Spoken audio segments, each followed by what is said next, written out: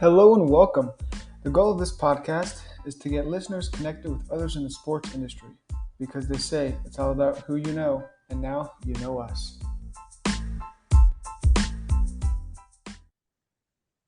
Hello and welcome to the Constant Sports Podcast. Today we will be talking with Ashley Schloper. Ashley is the Associate Director at the University of San Francisco Sports Management Program. Thanks for joining us today, Ashley. Thank you so much for having me. Of course. And then we also have Sal Caprito, our co-host here, joining us today as well. Absolutely. Let's get to business. Awesome. So a little bit of background on Ashley. She's worked in the kind of academic industry for a few years now, and she's been with the athletic tutor. She's been kind of athletic administrator, and then she's obviously now the associate director at the University of San Francisco, specifically in their sports management program, as I alluded to earlier. So today we're going to kind of do a deep dive on the program itself, how it's established and how they've kind of cultivated, one of the leading sports management programs here in the world. So we're excited for today, and we're just going to go dive right in. Sound good, Ashley? Sounds great. Awesome. So can you give the listeners and viewers here a little bit of background on kind of how your career arc started, how you're kind of in the sports industry, academic side of the sports industry? Yeah, absolutely. So I'm actually an alum of the University of San Francisco Sport Management Program. And long ago, I knew that I wanted to work in sports, but I didn't really know what that meant. And one of my first internships that I accepted was with the Academic Services Department at UCLA, working with the football team. And instantly, I kind of knew that I loved being on a university campus. I loved working with student athletes and blending both education and athletics. And so I was very fortunate to work for a couple different schools in an academic mentor, academic advisor capacity. And so I working with Division I athletes, through their academic progress, but also working through NCAA eligibility, both from an initial eligibility standpoint for students entering D1 athletics, and then also meeting those continuing eligibility benchmarks as they progress towards graduation. So that was wonderful, and I had an amazing time. And then a few years ago, the opportunity came up to return back to USF and work in my position now. So I like to say that I'm sports adjacent because I get to work and partner with a lot of professional teams, with community departments, with colleges, and really transition to now working with graduate students who want to work in the sport industry.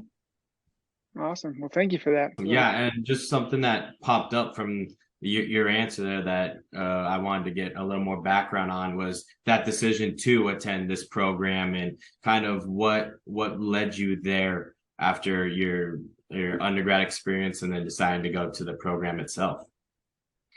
Yeah, so it really was just kind of this realization or recognition that I wanted to work in sports. I'm a huge sports fan. I love being active. And so I wanted a job or a career that I enjoyed, right? I wanted to like going to work every day. And so when I started this program at USF years and years ago as a student, I was kind of an open book, and I was just ready to explore different opportunities in the sport industry, and higher education and collegiate athletics and merging athletics and education just ended up being my passion point. Lovely. And then as so most of our listeners are kind of in that phrase, between undergraduate to graduate stuff. So kind of as Sal was saying, did you look at a bunch of other programs? Kind of what went into that? Was it just, this specific program, you just kind of put your eggs in that basket, or can you kind of walk us through that? Yeah, I looked at a lot of different programs, and I think that one of the things that spoke to me personally, and one of the things that I advise in my time working with undergraduate students is there's a graduate program for everyone. Mm-hmm. There's a place in a program that is going to fit what your needs are. For me personally, I knew that going into grad school, I was going to have to balance working to pay for education and graduate studies. So I looked for a program that would allow me to do both of those things. And what really resonated with me was the fact that when I looked at the alumni from the sport management program at the University of San Francisco, they were doing things that I thought were really cool and exciting. And so if I could find a program that put me in a position to kind of emulate the success of their alumni, that to me was really important. And that ended up being a really great fit. Right. Yeah. So it's the alumni kind of, as Sal and I were talking off off camera before the podcast, is when you're kind of looking at programs, even jobs, essentially, you kind of look at their like roster, who do they have? How do they stack up? And, I think that's a big, aspect of these programs is kind of who's their alumni, where do they work? So we'll get into that a little bit later in the podcast, kind of where the alumni is at. But Sal, do you have something to say? Yeah, no, just following up on that as well is just I really liked how you put it that there's a program for everyone and doing that research and finding, okay, what's going to be important for me to understand going into the secondary degree because it's not undergrad. There's other things to think about, and just doing the research and then finding a program that aligns what you're looking for I think is important, and definitely why we created this podcast and trying to give everyone that opportunity to find their program. Absolutely. And every graduate program is different, even though you may be earning a degree with a similar title, the structure of the program, the requirements of the program, the commitments, they're all going to vary slightly. So really being, like you said, investigative and doing some homework and finding out which program meets your needs is super important. So, yeah. Speaking of the program, in itself, can you give us a little history on the USF program, kind of how long it's been around, that type of stuff, just some background? Yeah, so the sport management program at USF has been running since 1991 at our campus in San Francisco. And then our program here in Southern California has been running since 1999. So that is something that is really unique to us. We have 2 campus locations, Bay Area and Southern California, that run identical programs simultaneously. And so what that does is it allows our students to have the flexibility to look for jobs and internships, not just regionally, but throughout the state of California. And because those identical programs are running at the same time, we have students who may start at the Southern California campus, and then a job or internship presents itself up in, San Francisco, and our students can transfer between those 2 campus locations. Our program is structured so that students are in class only one evening per week. That is either going to be Tuesdays or Wednesdays. So we do that because working in the sport industry, your weekends and your evenings become very busy, right? So we created a model so that students could still be actively working in the sport industry while balancing academics. It does mean that our program is a little bit accelerated, right? Your classes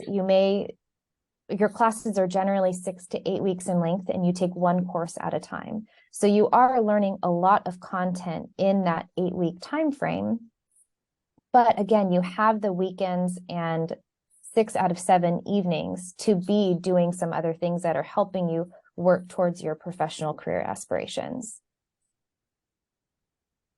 Perfect. And then regarding that, how long does it take? You mentioned it's either Tuesdays or Wednesdays and it's accelerated. How long does it take to complete the program? And kind of what does that look like? Yeah, so we're a 23-month program. We admit students in July and in January. So depending on when you're looking to start, 23 months soup to nuts is what you've got. Perfect. And then can students apply to both the San Francisco and Orange County campus, or is it kind of one and done? Or? Absolutely. So you can apply to both campuses. We'll ask that you give or provide the preferred campus location that you have, but you can apply to both campuses at the same time. Okay, awesome. And then regarding kind of a cohort, the class size, what does that look like? Is how many students per class? How many do you accept? Yeah, so our cohorts are about 30 to 35 students. And so that would be 30 to 35 students in the Bay Area and then 30 to 35 students in Southern California. So each year we have about 100 new students joining our program, but that could mean that they're either starting in January or July, and then depending on which campus location. You bring up the cohort model, which is something that is important for us. Because you're only taking one class at a time at USF, our students go through the duration of the 23-month program in a cohort. So they'll go through each course with the same group of individuals. And we really like the cohort model because it does provide an instant sense of community. And you're in an environment where you can go through different classes, really get to know the people that you are interning and working and studying with, Right. and have pretty strong bonds during and after graduation. Absolutely. I definitely think that was one thing that me and Connor, because we came from the same program, I think that really resonated with us, as well as the fact that you do create this bond with your classmates, and you just, that kind of like a sports analogy, it's a team effort, and kind of I felt that more getting the secondary education and that kind of stuff. So building that was super important and something that stood out to me. Yeah. Yeah. You know, those bonds are really important. Working in the sport industry is tough. There's a lot of rejection. There's a lot of competition and a lot of rejection. So having that group of people who are going through similar experiences as you, who can celebrate the wins with you, but who can also mourn the losses in some ways, that is really powerful, and it keeps the momentum going as you continue on with your classes. Agreed. And as you're saying, as the momentum, it's more often not the students or, your classmates are the ones that you're going to rise in your career with, that are later on most likely, more often not going to be the ones that are helping you into jobs and connecting you with people. It's obviously the professors are going to play a role, Yeah. but I think it's more of the people kind of your age, that group where you're going to all grow together. So that's 100%. why I like the cohort model, kind of like you were saying, like that. Yeah. And you know what we see oftentimes is somebody in the cohort will get an internship, and then maybe their boss is hiring for another person. You have that kind of insider connection that of somebody who's looking out for you. And that's really important for us.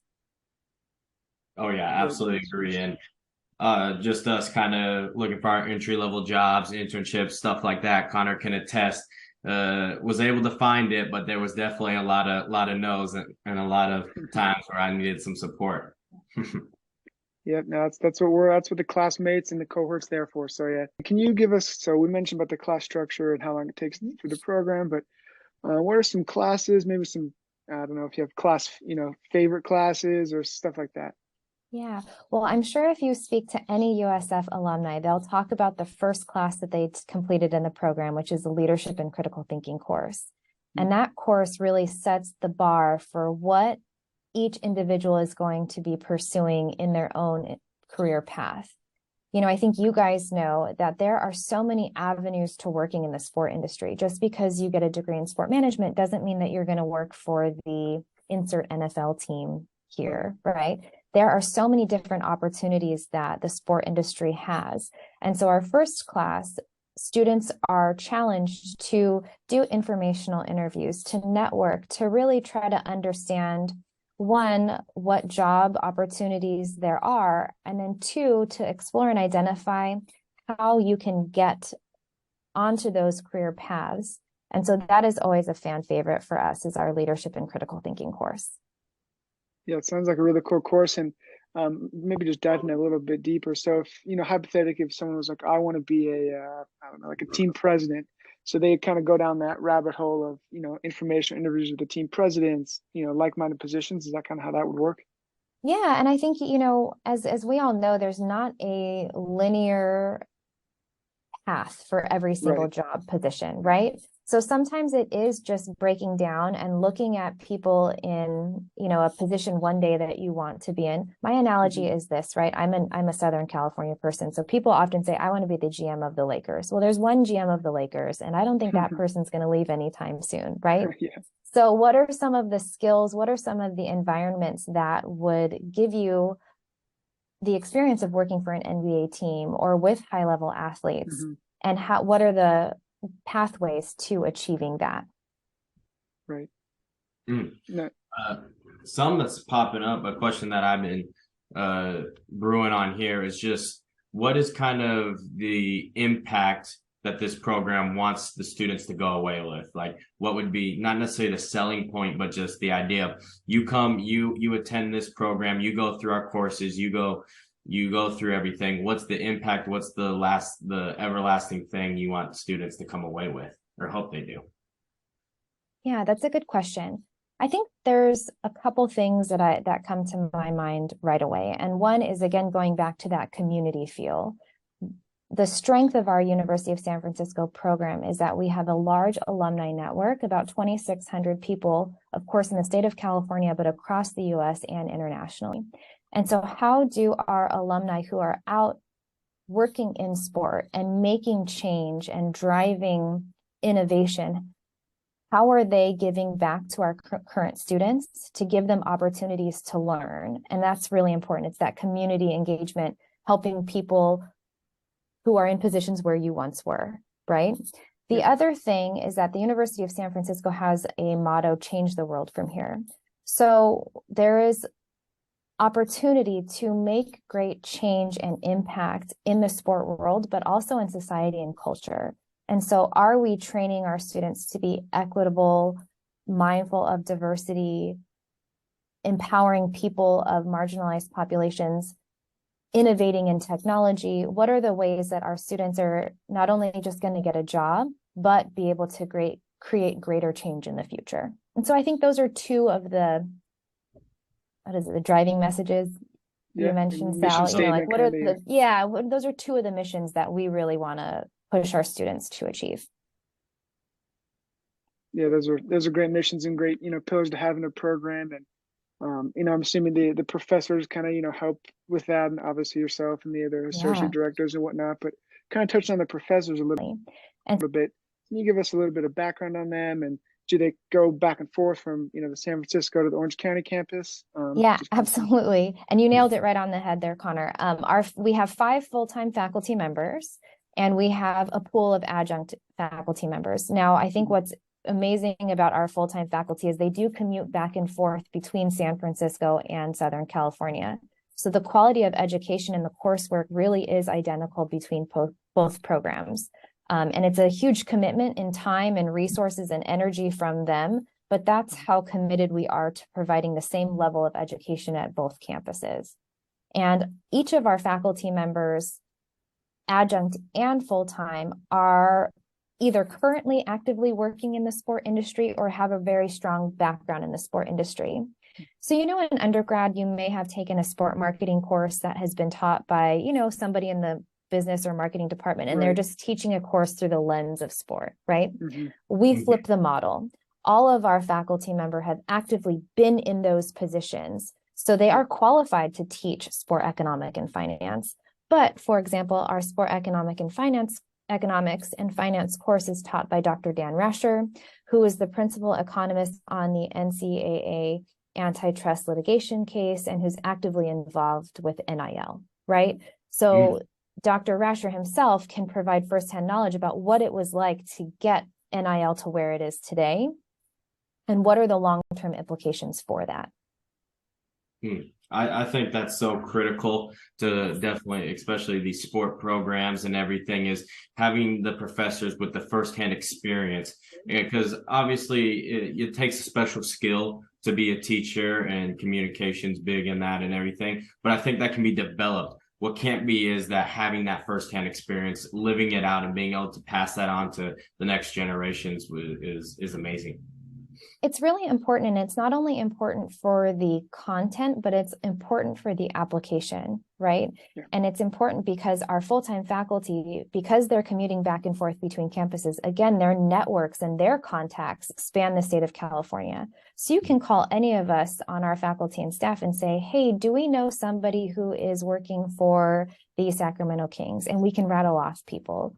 Or students can say, do we know anyone at UCLA? And we can say, yes, here are the people that we know. So that is super important. And it also makes the content that you're learning a little bit more exciting, right? Oh, yeah. If you can, not everybody loves accounting and budgeting, right? That's not everybody's cup of tea. But when you have the course being taught by the former CFO for the Clippers when Steve Ballmer bought the team, that brings an element of real world application that you probably won't be able to find at other organizations. Yeah, agreed 100%. And I might get in trouble for saying this, but I think, grad schools, especially the sports management, kind of sports business programs, it's not so much about the grades. I would say it's more about the application and can I read this contract? And obviously, if I'm not a lawyer, Yeah. but like, can I get through the basis of this contract, figure it out? Can I Yeah. do this, marketing proposal? I think those application skills are really kind of what these programs are all about. And if, those are the skills you need, not so much like, I graduated with a 4.0 from, my master's degree. That's just my personal opinion. But No, you yeah, definitely won't get in trouble for that. I think for anybody who's listening who is considering a graduate degree program, I will say that I personally think that graduate level coursework is in some ways easier than classes that you did at undergrad. And you guys can tell me if you think I'm right or wrong, but you're only taking classes that should be interesting to you, right? Yeah. So even if it is a topic, for me personally, I am not an economics person. But because I was being taught by somebody who was speaking in a language that I understood, which is in this case sports, it was a lot easier to get through than taking a macroeconomics course Yep. years ago. No, yeah, I'm with you 100%. The undergrad where you take it, macroeconomics with, 700 kids and there's just all sorts of numbers flying around. And you're like, I got no clue what that means. Then you kind of go into the grad school and you're talking about salary cap numbers and it's like, okay, yeah, this makes a whole bunch of sense. Like this number goes here, you got it, so Yeah, I'm with you dynamic there. ticket pricing. It just is in a Right. language and it's speaking in terms that even if maybe you don't want to do that personally, you can now understand why those things are happening. Oh yeah. Hmm. I'm with you. Sal and I have talked about that extensively as we were in the ASU program ourselves. But yeah, we agree 100% there. And as you mentioned earlier, kind of go back a little bit with your extensive alumni network. I believe you said it was around 2,600. So what is that? You guys have, annual events. How do the current students kind of connect with the alumni, and how have you seen that play out? Yeah, so we try to engage our alumni a lot. Our alumni, I'm so fortunate to work for a program where our alumni really are vested in what our current students are doing. So we definitely have social events that happens. Post-COVID, we're going to have our first social event in March here in Southern California, in a couple of years. So I'm really excited for that. Yep. But our alumni are really involved in mentoring programs. So we have an alumni mentor program that we facilitate, and we have, I think at one point we had about 100 alumni who were participating, which is fantastic. Yeah, that's huge. Our alumni are actively working in positions to provide opportunities for our students, whether that be in internship positions, paid positions, or full-time roles. Our alumni are also involved in, we have some information sessions coming up where you have an alumni speaking about their time in the program. We're really, really blessed to have a strong alumni network. I definitely it's so important, especially in the sports industry, when it's the sports industry being such a network industry kind of that deal. So having that strong alumni base is such an advantage for your program, and being able to reach out to your alumni is super straightforward and easier to get connected with them versus just cold calling some different individual in the sports industry. Yeah. And what we've found is that many of our adjunct faculty members are in fact our alumni, because who better to teach than the people who were also in those seats. So we have a lot of alumni who are working with the Warriors, with ESPN, who are now teaching our elective courses and kind of showing our students exactly what their day-to-day life is like, what's happening in their set industry, what are the trends, what can they be looking for. So that's a really fun full circle moment to see happen. Oh yeah, I'm sure, and that'd be cool. Maybe one day Sal and I will go back to ASU and teach an elective course or something. Yeah. We hope so now. Yeah, if they let us back in. You mentioned, some of the alumni with the Kings and the Warriors. I guess could you give us I'm sure they're all over the place, but just some of the places the graduates have gone on to work with and teams they've worked for? Yeah. Okay. So, if you look at the Golden State Warriors front office, there's a ton of USF sport management people littered throughout there. So, but we're really not limited to professional sports. Throughout the college sports sector, in different marketing firms and agencies, in mixed martial arts fields, in nonprofit work and social organizations, we have alumni and students who are obviously in positions where they represent athletes themselves, who work on the brand management and marketing side, corporate partnerships. It's one of the things I love about USF sport management is the diversity and career paths that people pursue. You know, like I mentioned earlier, just because you get a degree in sport management doesn't mean that you have to work or that you will work at the Dodgers, right? Now you may, but there's a lot of different things that you can do with a sport management degree. And our alumni who are working in fitness and technology, in merchandise sales, in sustainability, in community, there's so many different things and ways that you can apply a sport management degree. Yeah, and you know, as we're just saying, there's so many. Like when someone thinks about like, oh, I want to work in sports, you know, it's either like team or, you know, some sort of like agency. But there's really, you know, just saying there's a marketing, and then there's the team, you know, there's the companies that work with sports teams, but they're not like, you know, Yes. sports entities themselves. They're just like a business, you know, marketing company or Yes. B2B stuff like that, where, you know, sports is so, you know, entrenched in the business, you know, just economics of, you know, the world, that you could work Right. really anywhere and still be involved in kind of a Yep. sports related role. So I think that's kind of something to keep in mind for the viewers and listeners. It's like, you know, if you don't get a job with, you know, the New York Knicks the first 2 years, like you still got a shot. Like just get, you know, relevant work experience, and it all translates, in my opinion, to in both industries.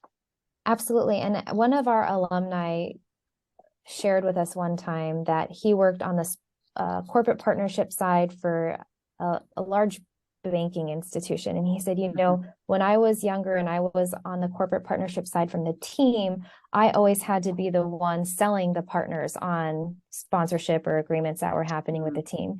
He said, now I'm being sold too, and I get to go to all these crazy events and I get to do all sorts of different things, and people are selling me. So, you know, just there's, again, a lot of different opportunities to work in the sport industry. Yeah, no, yeah, agreed. And I guess talking about kind of the prospective students now, just a little bit, what are some things that you look for, you and your team look for in, you know, a prospective student? Is it, you know, relevant work experience? I guess I kind of already slammed on the GPA, but the GPA, stuff like that. So we're looking for, you know, I always say there's no like secret sauce to the application. There's no secret code words that we're looking for. I think what we're looking for is somebody who demonstrates passion and commitment to learning, because there is an element of working in the sport industry where you have to be willing to get your hands dirty. You have to sometimes be willing to go get coffee for other people, right? In a lot of organizations, you have to work from the bottom and work your way up. Yep. And so we do have a recommended GPA of 2.75 cumulative. If you're shy of that, it doesn't automatically disqualify you from admission. And we're not only looking for people who have experience working in sport already. It's kind of a mixed bag. What we really are looking for is somebody who understands what they're committing to. You know, graduate school is a commitment financially, it's a commitment of time, and you're signing on for 2 more years of school, right? And so we want to make sure that our applicants and those who join our program are going to understand what that commitment looks like, and they're ready to make that commitment.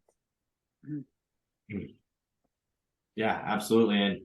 And really appreciate you kind of giving that overview for students, and you've done such a good job of giving the vision of what the program is. Now, just kind of was wanting to know maybe what's more of a future look of the program and kind of that view that students can have. Yeah, so one of the things we're really excited about is this past year we transitioned, so we're now a Master's of Science degree.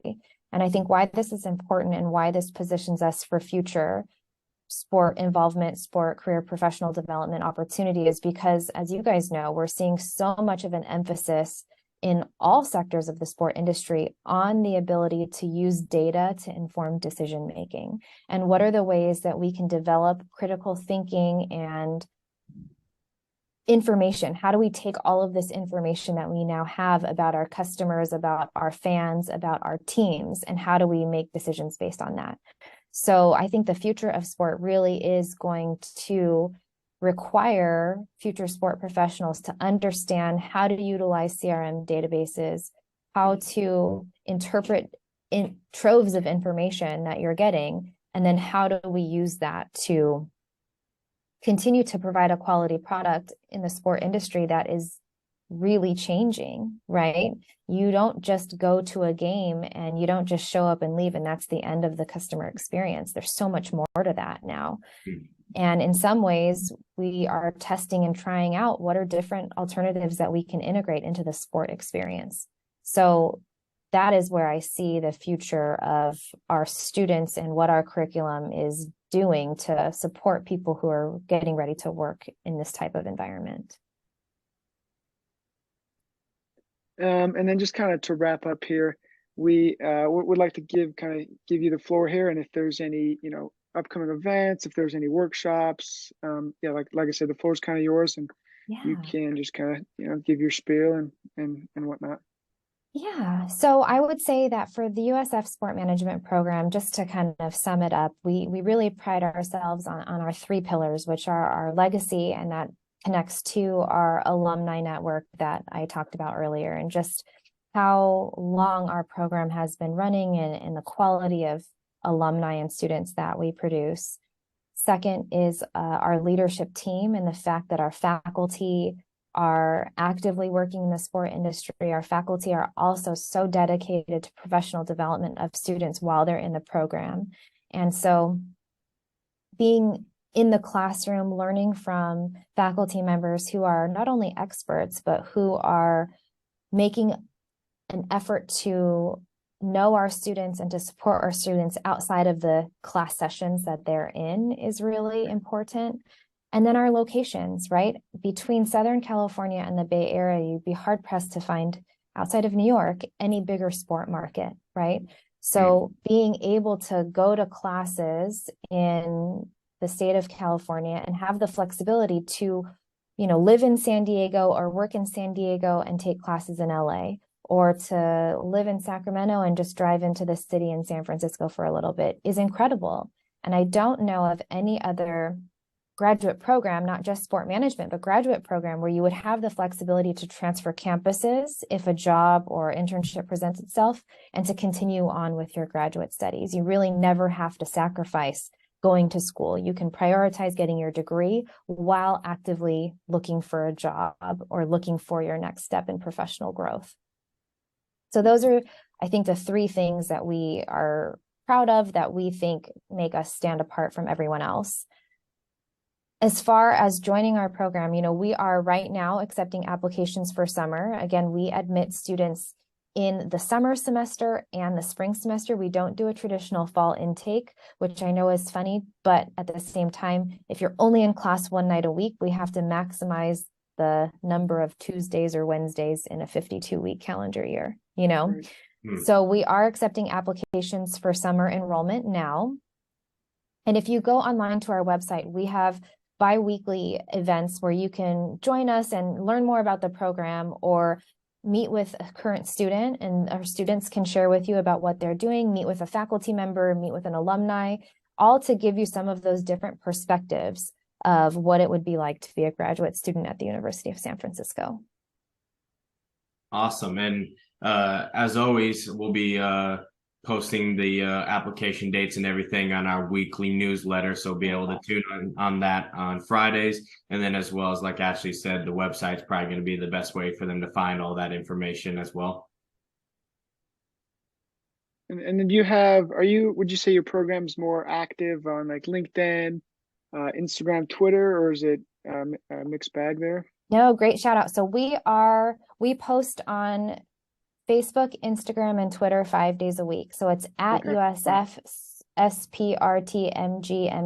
So no vowels, but at USF Sport Management. We post 5 days a week on Twitter, LinkedIn, and Facebook. And that gives you an idea of some of the jobs and internships our students are completing, upcoming events, admission information, all of that stuff is there. We are also on LinkedIn, so please give our LinkedIn page a follow as well. And, I'm available. If anybody wants to connect directly, I'm happy to jump on the phone or on Zoom and chat a little bit more. I can share my perspective as an alumni. I can share my perspective as a student, albeit it was a long time ago. And then also just general questions about being a graduate student. Yeah, no, I can allude to that. And Ashley was very gracious. I emailed her and she got back to me, very shortly thereafter. So we were able to set this up, and we're thankful for, you to share your time here with us and talk to us about, excuse me, the program. And we'll be able to, give the links and all that for the future students. Awesome. Well, thank you guys so much for your time. It was really fun having this conversation. I think this platform is awesome for people who are looking at graduate school. Thank you very much. Thank you. Appreciate your time. All right, we'll see you later. Thanks again.